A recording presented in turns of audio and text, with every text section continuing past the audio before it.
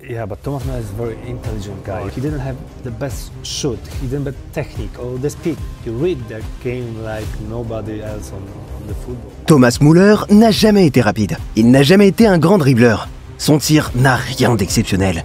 Il n'est pas vraiment costaud, ni élégant dans sa façon de jouer. Et pour être honnête, il a toujours eu l'air d'un type qui joue au foot une fois par mois. Et pourtant, il a devancé tous les autres. Il a marqué plus de buts que Thierry Henry, il a délivré plus de passes décisives qu'Andrés Iniesta. Il a soulevé plus de trophées que Cristiano Ronaldo. Et il a ridiculisé le Barça plus souvent que la plupart des attaquants n'en rêveront jamais. Mais malgré tout ça, beaucoup continuent de parler de lui comme s'il était simplement un gars chanceux.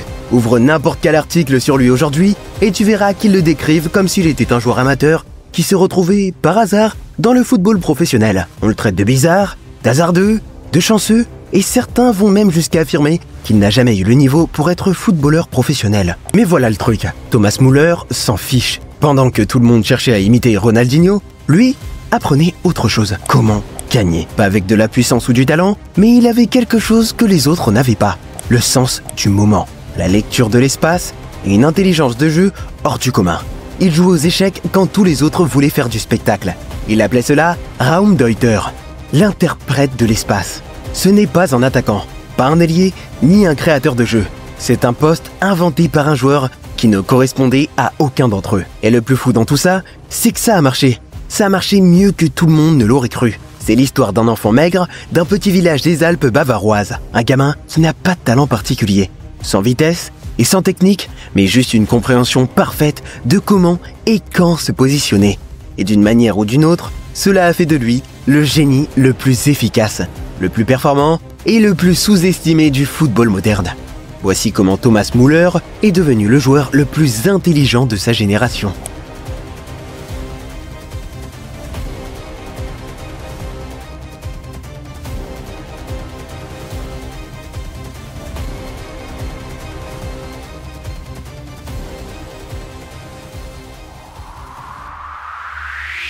Au début, Müller embrouillait les défenseurs et rendait les plus grands entraîneurs complètement perdus. Mais à la base, c'était juste un gamin un peu étrange, venu d'un village que la plupart ne connaissaient pas. Pell, en Bavière, un village de 2000 habitants. Thomas vivait chez ses grands-parents. Il jouait avec des pelles en plastique. Et il parlait avant même de savoir marcher. Il y a même une histoire, peut-être vraie, peut-être pas, qui raconte qu'il a un jour fait caca dans le jardin de sa grand-mère et qu'elle l'a forcé à le ramasser avec sa pelle en plastique. C'est le genre d'enfant qu'il était. Un peu loufoque, un peu dans la lune. Mais quelque chose s'est passé le jour où son grand-père, sur son lit de mort, a demandé une dernière chose. Laissez-moi regarder le Bayern une dernière fois. À partir de ce moment-là, Müller est devenu obsédé par une seule idée, jouer pour ce club. Et si tu demandes aux gens du village, ils te diront tous la même chose. Cette année-là, quelque chose a changé. Thomas est passé d'un petit gamin maigre à un gamin qui a marqué 120 buts en une seule saison avec son équipe de jeunes.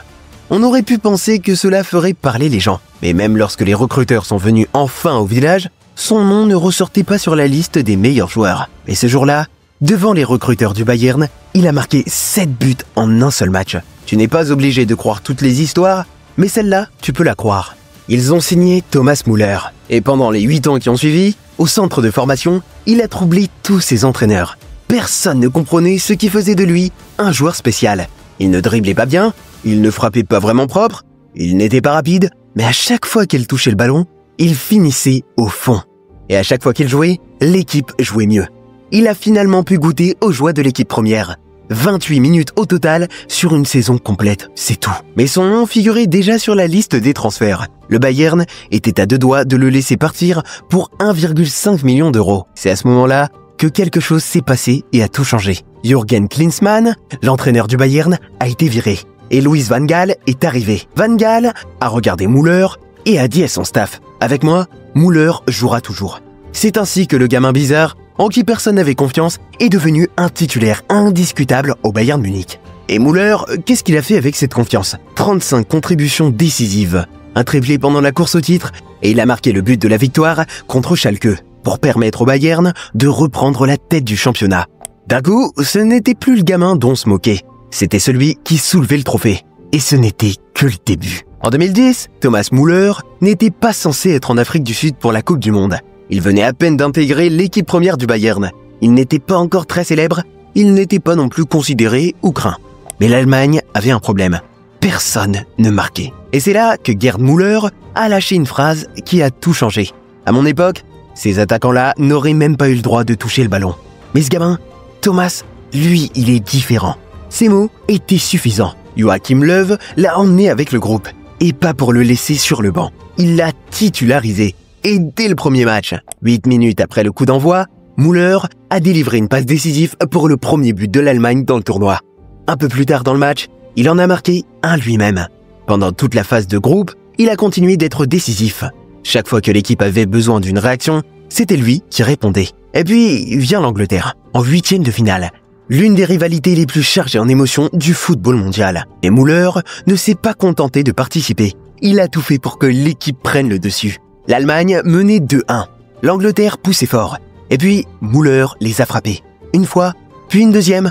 2 buts en 3 minutes. Ensuite, c'était l'Argentine. Et là, c'était personnel. Avant le match, Diego Maradona avait refusé de s'asseoir à côté de Müller en conférence de presse.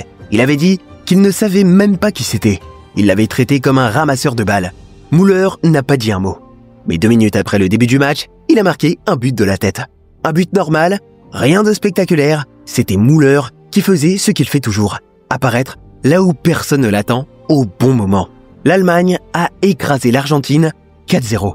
Müller a eu sa revanche. Mais tout ne s'est pas passé comme il le souhaitait. À la 34e minute, il a pris un carton jaune. Et ça voulait dire suspension pour la demi-finale. Contre l'Espagne, l'Allemagne a dû jouer sans lui. Et ils ont perdu, à 1 but d'écart.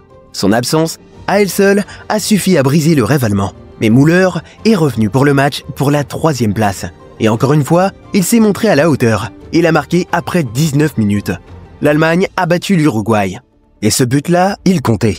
Car il lui a offert le soulier d'or. 5 buts, 3 passes décisives, meilleur jeune du tournoi, meilleur buteur, tout ça à seulement 20 ans. C'est à ce moment-là que le monde a enfin arrêté de demander qui était Thomas Müller. Désormais, il savait, et le Bayern aussi.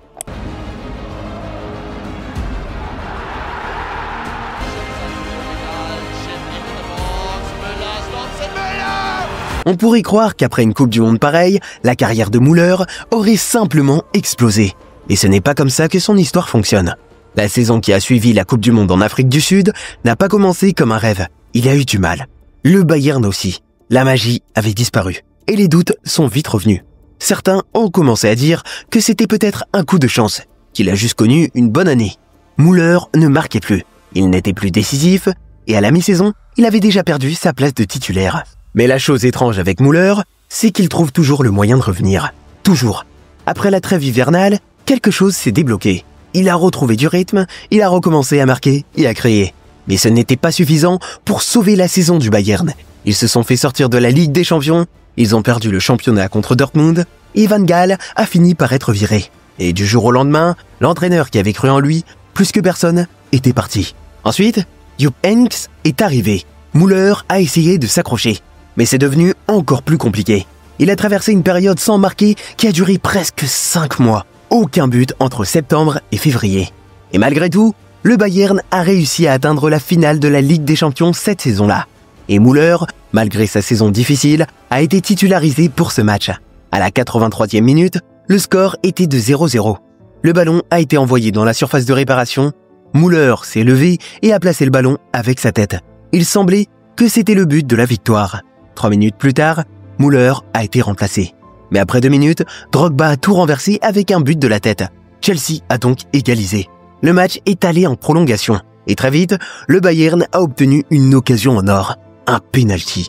C'était le moment parfait pour tuer le match. Robben s'est avancé et a frappé. Et Peter Cech a arrêté le tir. Et là, tout a basculé. Le Bayern, qui avait dominé toute la rencontre, venait de laisser passer sa chance. Plus personne ne marquait. Et le match est donc allé au tir au but. Le Bayern a perdu encore. Et pour Müller, c'était une douleur silencieuse. Il n'a rien dit, mais son regard ce soir-là disait tout. Il l'a pris personnellement. La saison suivante a démarré comme une mission. Le Bayern était impitoyable et Müller inarrêtable. En décembre, l'équipe avait inscrit 44 buts et n'en avait encaissé que 7. Müller était en forme. But, passe décisive et impact à chaque match. En Ligue des Champions, il roulait sur tout le monde. Il a marqué contre Arsenal, puis contre la Juventus. Et ensuite est arrivé le plus gros test, le Barça. Ce que tout le monde pensait être un duel serré s'est transformé en massacre. 7-0 sur l'ensemble des 2 matchs. Müller a marqué 3 buts et donné une passe décisive. Et enfin, le moment tant attendu est arrivé. Finale de Ligue des Champions. Encore une fois. Cette fois, face à Dortmund. Avant le match, Müller a regardé autour de lui dans le vestiaire et a dit une phrase. Si on perd 3 finales en 4 ans, on restera dans l'histoire comme des idiots. Cette fois, ils n'ont pas perdu. Le Bayern a gagné 2-1. Robben a marqué le but de la victoire. Mais Müller a terminé meilleur buteur du tournoi. Cette saison-là, ils ont tout gagné. Le triplé. Bundesliga, Coupe d'Allemagne, Ligue des Champions. Le joueur fantôme, le rigolo, le mec bizarre qui n'entrait dans aucun système, était maintenant au cœur de l'équipe la plus dominante du football. Et pourtant, il n'en avait pas fini. Après avoir remporté le triplé, la plupart des joueurs relâchent le rythme. Mais pas Müller. Il a non seulement continué, mais il s'est aussi adapté. Car cet été-là, il s'est passé quelque chose d'énorme. Jupp Heynckes a pris sa retraite. Et le Bayern est allé chercher Pep Guardiola, un entraîneur obsédé par le contrôle, par les passes parfaites et par l'élégance du jeu. Sur le papier, Müller et Pep n'avaient rien en commun. Pep ne jurait que par l'ordre. Müller était fait de désordre. Il n'était pas précis, il perdait souvent le ballon, il ne faisait pas des passes comme Thiago, il ne se balançait pas comme Götze, et pourtant, Guardiola est tombé amoureux de lui. Pas parce que Müller s'est transformé, mais parce que Pep a compris quelque chose que très peu avaient réellement vu jusque-là. Müller n'avait pas besoin du ballon pour dominer un match. Quand le Bayern avait la possession, les défenseurs se concentraient sur Ribéry, Robben, Lewandowski, et c'est à ce moment-là que Müller bougeait. Il ne courait pas au hasard, il ne se plaçait pas n'importe où. Il s'éloignait, puis revenait. Il faisait 3 pas dans la surface sans même regarder le ballon. Et quelqu'un d'autre se retrouvait soudainement tout seul. Ce n'était pas un coup de chance, c'était volontaire. Müller tirait les défenseurs comme un marionnettiste. Il ne créait pas de l'espace pour lui, il le créait pour les autres. Sous Guardiola, il ne faisait plus que marquer ou assister. Il dictait le rythme, sans même toucher la balle. Et les analystes ont commencé à remarquer un truc étrange. Müller faisait moins de passes que la plupart des milieux. Moins de dribbles, moins de touches, mais il était toujours impliqué dans les buts. Son score de menace potentielle, une stat qui mesure la dangerosité d'un joueur, même sans ballon, était impressionnante. Et ce n'était pas de la chance. Ses appels étaient chirurgicaux, calculés à la demi-seconde près. Il n'attendait pas que les espaces s'ouvrent, il les créait. Et ça a transformé Lewandowski en machine. Quand les défenseurs suivaient Müller, Leva avait une seconde de plus pour frapper. 1 mètre de plus pour respirer, et c'est tout ce dont il avait besoin. En une seule demi-saison avec Guardiola, Müller avait 40 contributions décisives. Cette année-là, Messi a remporté le Ballon d'Or. Mais les stats de Müller, en cette période, étaient phénoménales également. Il était à seulement 9 contributions de moins que Messi. Et en Ligue des Champions, il était à 2 passes décisives au total de Messi sur 4 ans. Alors Pep, ce perfectionniste, ce maître de détail, a utilisé Müller plus que n'importe quel autre joueur sous son mandat au Bayern. Pas Lewandowski, pas Lahm, mais Müller. Parce que Müller voyait le jeu comme personne ne pouvait l'apprendre. Et c'est pour ça que, quand l'Allemagne est montée dans l'avion pour le Brésil en 2014, Müller était au centre de l'équipe. Encore une fois, prêt à prouver que sa performance en Afrique du Sud 2010 n'était pas un hasard. Quand l'Allemagne est arrivée au Brésil, Thomas Müller n'était plus une surprise. Tout le monde savait ce qu'il était capable de faire, mais personne ne savait comment l'arrêter.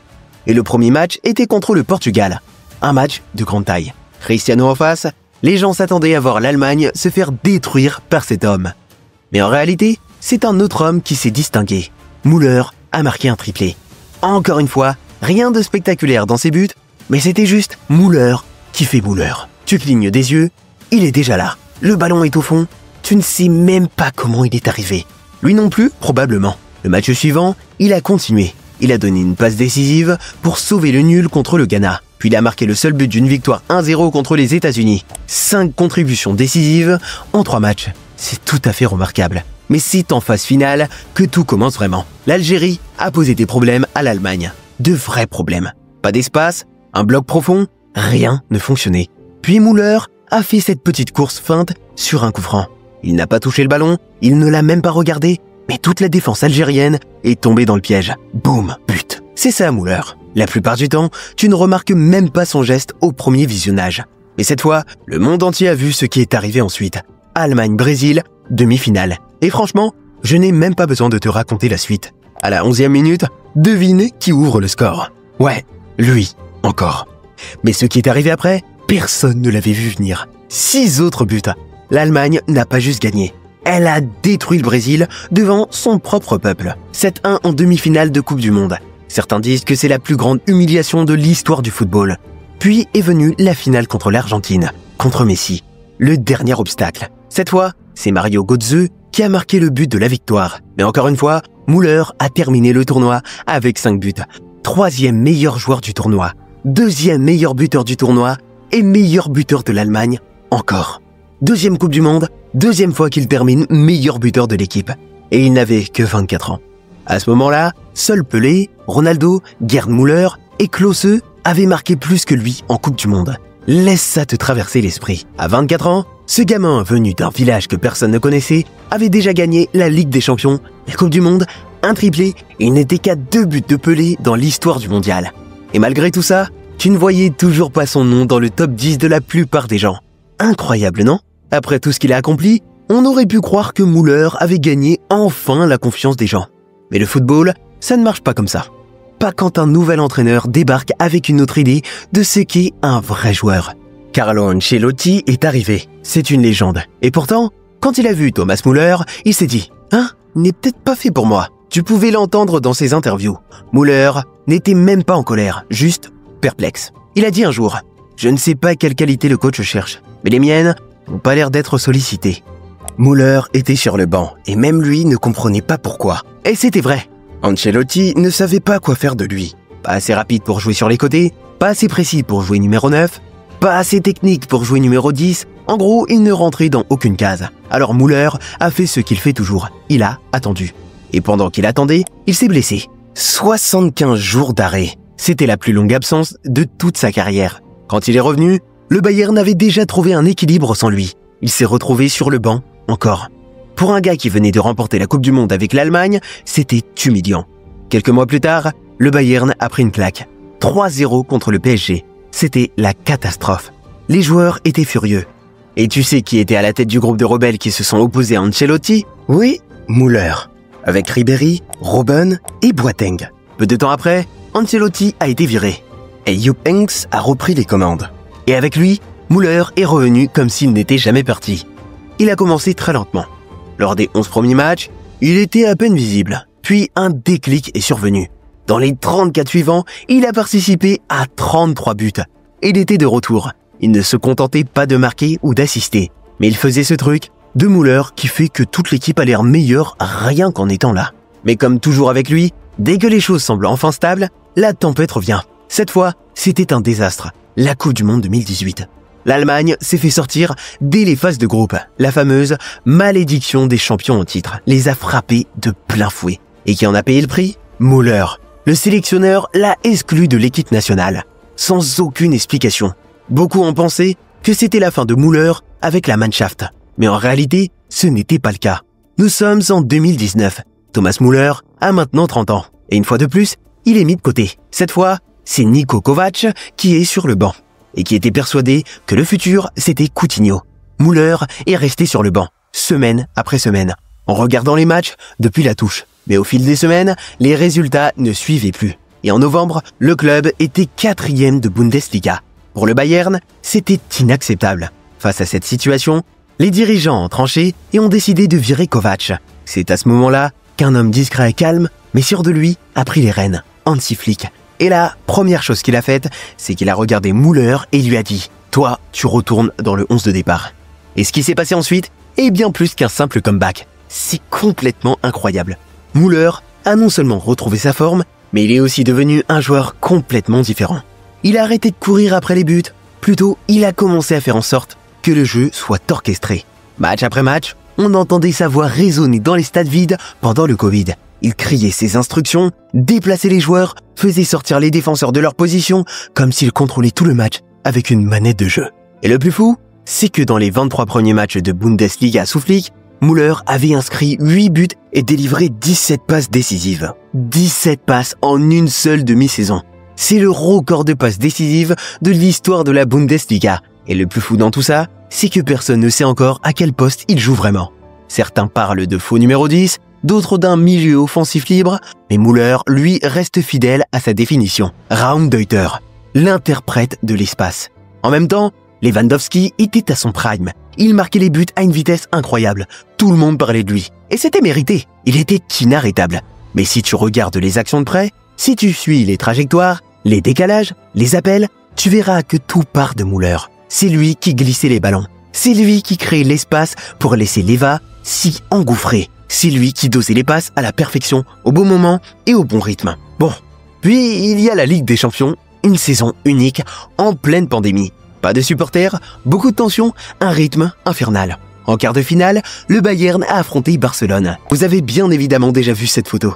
Bien sûr, tout le monde l'a vu. 8-2, c'était un massacre. Et au cœur de cette humiliation, il y avait bien sûr Thomas Müller. 2 buts et une passe décisive. Une performance avec une intelligence impressionnante. Le Barça ne savait même pas comment le gérer. Il bougeait trop vite, trop bien. Le Bayern était allé jusqu'au bout. Encore une Ligue des Champions, encore un triplé. Et d'un coup, Müller a une nouvelle fois réécrit l'histoire. Alors logiquement, on s'attend à ce qu'il soit enfin reconnu, qu'il entre dans les listes, qu'on parle de lui pour le Ballon d'Or, mais non. Quand les classements du Ballon d'Or sont tombés, son nom n'était même pas cité. Encore une fois. Et malgré ça, il avait continué. De 2019 à 2022, il avait cumulé 77 passes décisives, toutes compétitions confondues. Plus que De Bruyne, plus que Messi, plus que n'importe qui. Müller n'était ni le plus rapide, ni le plus spectaculaire, mais il était le cerveau, le leader, l'architecte invisible. Mais le temps, lui, il n'attend personne. Un jour, tout le monde a regardé la compo du Bayern, mais le nom de Müller n'y était pas. Pas de blessure, pas de soucis particuliers, il n'était juste plus là. Il était encore sur le banc, toujours en train de sourire pendant l'échauffement, toujours à plaisanter avec le staff, mais quelque chose avait changé. Il n'était plus le premier nom sur la feuille de match. Et ouais, on le sentait. Il ne criait plus autant, il ne jouait plus autant, il avait toujours les idées, toujours l'expérience, mais les jambes, elles ne suivaient plus vraiment. 35 ans, 25 d'entre eux passés au Bayern. On dit que le club ne lui a pas proposé de nouveaux contrats, qu'il ne pouvait pas justifier un gros salaire pour un joueur qui ne joue presque plus. Et peut-être que c'est compréhensible. Mais c'est quand même fou quand on y pense. Ce mec est resté loyal toute sa vie.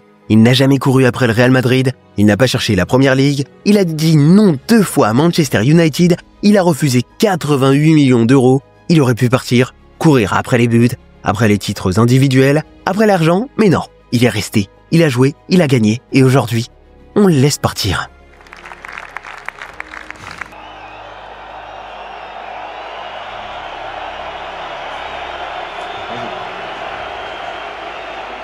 Certains pensent qu'il fallait y rester encore un an, baisser son salaire, devenir le vieux sage du vestiaire, d'autres disent que c'est le bon moment, que le Bayern doit tourner la page, que le football va trop vite maintenant. Mais voilà le truc, Thomas Müller n'a plus rien à prouver, parce que sa carrière, tu ne la mesures pas avec des trophées, tu la mesures avec le nombre de fois où elle n'avait aucun sens, le nombre de fois où il a prouvé que les gens avaient tort, le nombre de fois où il a transformé du rien en quelque chose. Et il n'est pas une légende à cause des statistiques. Bien qu'il en ait aussi. Il est une légende parce qu'il n'aurait jamais dû être là. Et pourtant, il est resté plus longtemps que tous les autres. Et rappelle-toi, la seule façon de comprendre qui était vraiment Thomas Müller, c'est de regarder ce qui se passe quand il n'est plus sur le terrain. Si tu aimes le football comme moi, tu devrais regarder l'une des vidéos affichées à l'écran. Tu vas aimer, c'est promis.